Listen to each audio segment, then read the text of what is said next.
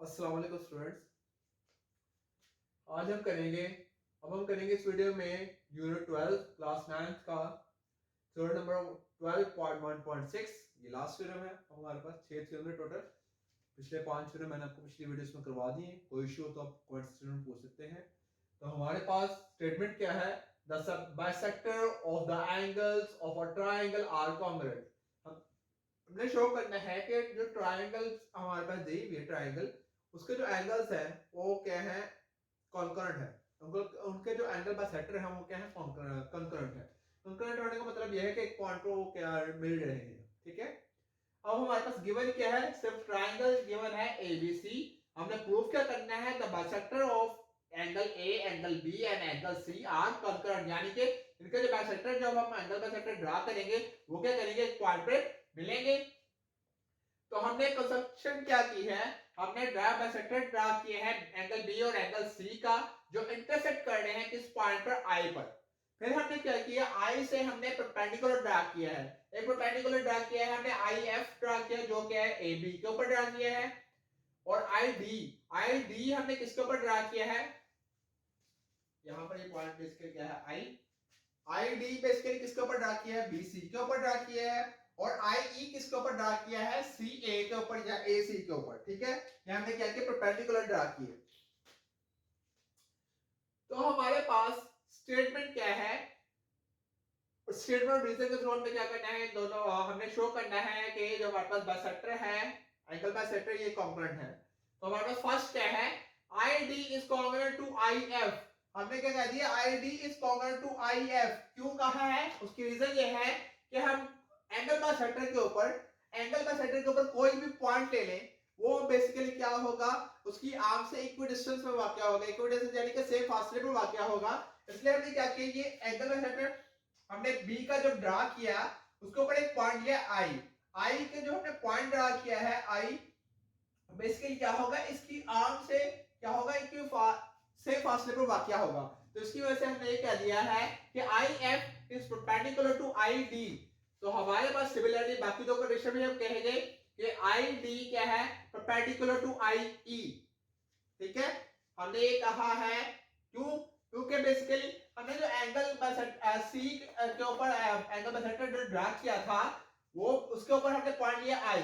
हमने कह दिया कि इस आई का जो पॉइंट लिया है, इसका डिस्टेंस डी से और ई से क्या होगा? सेम होगा, यानी कि I D is common to I E.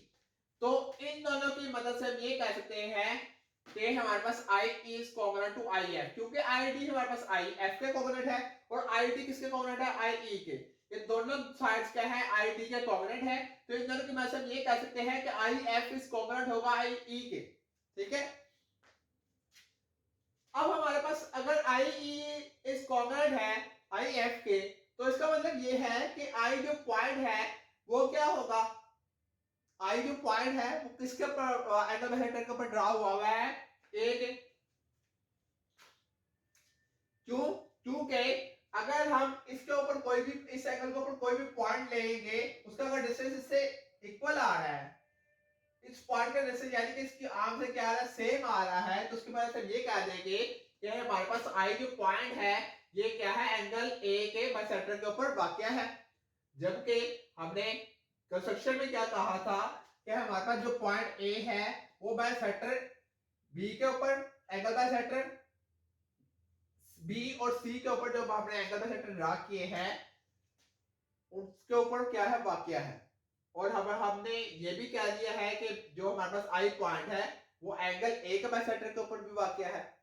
तो इसका मतलब आई जो क्या है? कॉमन पॉइंट है तीनों में, यानी कि जिस पॉइंट पर तीनों एंगल बाइसेक्टर मिल रहे हैं वो उस पॉइंट को, वो पॉइंट क्या है? बेसिकली आई है।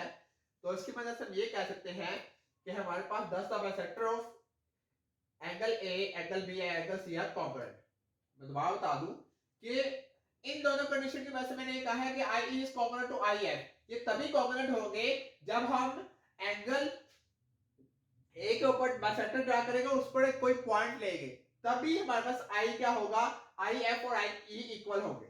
अगर आई क्या होगा? इसके परपेंडिकुलर पर सॉरी एंगल ए के बाइसेक्टर के ऊपर ड्रा हुआ होगा। ठीक है। तब ये कंडीशन पॉसिबल है। तो अगर ये कंडीशन आ गई है तो हम इसके में से कह सकते हैं कि आई जो पॉइंट है एंगल ए के बाइसेक्टर के ऊपर वाक़ है। तो हमने कंस्ट्रक्शन कही थी कि एंगल आई जो है और सॉरी पॉइंट आई जो है वो एंगल बी और एंगल सी के बाइसेक्टर के ऊपर भी वाक़ है। इसका मतलब आई जो पॉइंट है ये तीनों के एंगल बाइसेक्टर के ऊपर वाक़ है। अगर तीनों के एंगल बाइसेक्टर के ऊपर वाक़ है इसका मतलब ये आई क्या है, कॉमन पॉइंट है इन बाइसेक्टर्स का। तो इसके बाद हम ये कह सकते हैं the bisector of angle A, angle B and angle C are congruent at A, यानी कि I के ऊपर क्या है कर रहे हैं वो मिल रहे हैं एक दूसरे से। ये हमें क्या करना था, प्रूफ करना था। अगर आपको इस वीडियो में किसी किस्म का कोई इशू हो तो कमेंट सेक्शन में आप पूछ सकते हैं। बहुत शुक्रिया।